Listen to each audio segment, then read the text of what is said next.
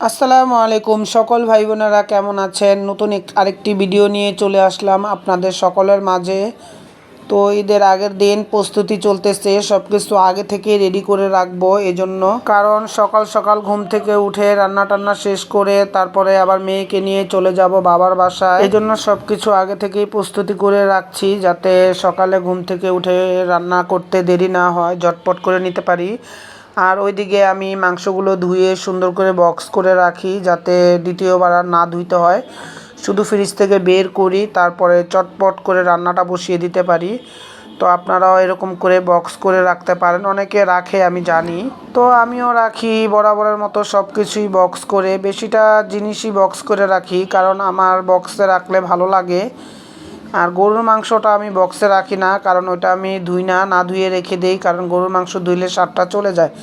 তো যাই হোক, আমাদের খাওয়া দাওয়া শেষ করে মা মেয়ে মিলে টেবিলটা পরিষ্কার করে রাখলাম। রাখলে ফ্রেশ থাকে, ভালো থাকে এবং ভালোও লাগে দেখতে।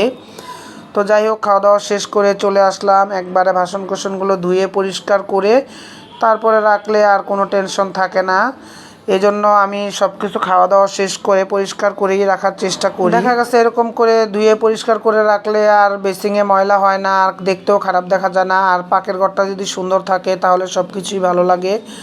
তো যাই হোক বন্ধুরা, ভিডিওটা আপনাদের জন্যই করলাম। আমি নতুন একটা ইউটিউব চ্যানেল খুলেছি, আমি অনেক কিছুই জানি না, বুঝি না, যদি আমার কোনো ভুল ত্রুটি হয়ে থাকে অবশ্যই আপনারা শিখিয়ে দিবেন।